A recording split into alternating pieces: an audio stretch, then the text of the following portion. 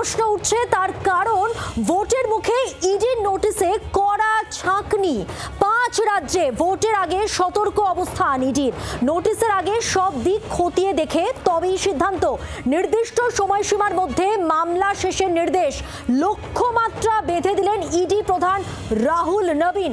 আরও একবার জানিয়ে রাখবো, ভোটের মুখে ইডির অবস্থান।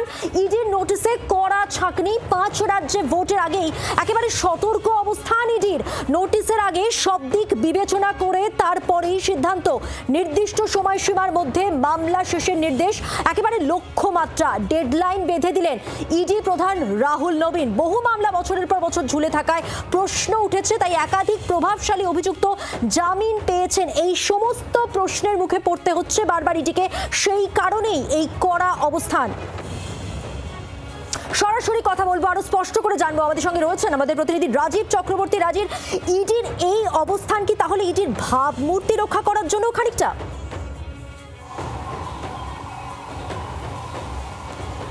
অবশ্যই দেখো, ইডির ভাবমূর্তি রক্ষা করার লক্ষ্যই প্রধান লক্ষ্য।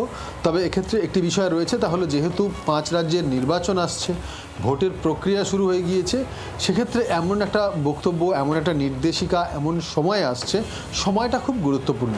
যে সময়ে বলা হচ্ছে যে ইডির তরফ থেকে যদি কোনো অভিযুক্তকে নোটিশ দেওয়া হয়, সেই নোটিশ পাঠানোর আগে সব দিক খতিয়ে দেখতে হবে। অর্থাৎ 7-5 না ভেবে নোটিশ নয়।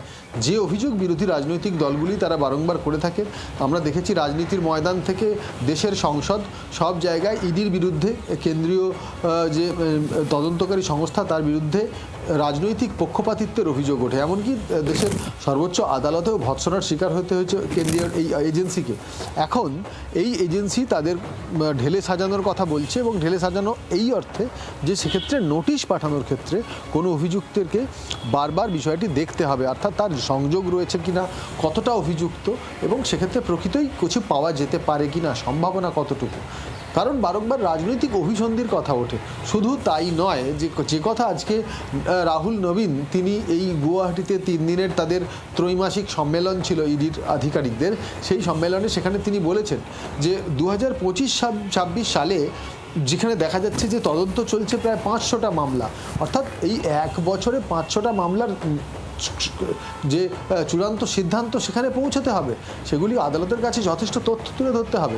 নতুন মামলার ক্ষেত্রেও সতর্কতা অবলম্বন করা উচিত, এবং সেটিকে 1 থেকে 1.5 বছরের মধ্যে মামলা যাতে একেবারে তার সমাপ্তি হয়, মামলা যাতে নিষ্পত্তি হয়, সেই বিষয়টিও খেয়াল রাখতে হবে। রাজীব, এই জায়গা থেকে তোমার কাছে প্রশ্ন রাখবো যে নির্বাচনের আগেই তাহলে কি ইডির সব মামলার নিষ্পত্তি করবার একটা লক্ষ্যমাত্রা বেঁধে দেওয়া হলো?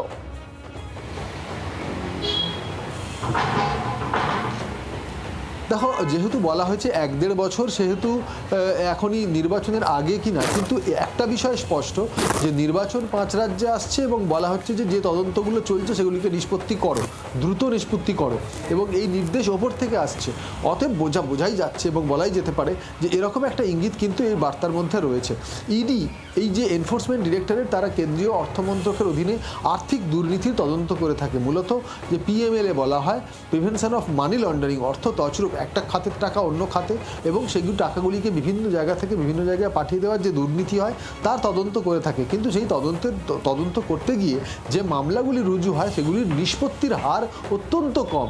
একদমই রাজীব, এই জায়গায় তোমাকে একটু বিরত করছে। এই মুহূর্তে রয়েছেন দেবাংশু ভট্টাচার্য টেলিফোন লাইনে। দেবাংশু, 5 রাজ্যে বিধানসভা ভোটের আগে তদন্ত প্রক্রিয়া নিয়ে একটা সতর্ক অবস্থান নিয়েছে ইডি। জিজ্ঞাসাবাদের নোটিশ পাঠানোর আগে সব দিক খতিয়ে দেখে তবেই সিদ্ধান্ত নিতে হবে, এমনই নির্দেশ দেওয়া হয়েছে। সাম্প্রতিককালে তলব ঘিরে বারবার ধাক্কা খেতে হচ্ছে, সেই কারণেই এই কড়া অবস্থান নিল এবার ইডি।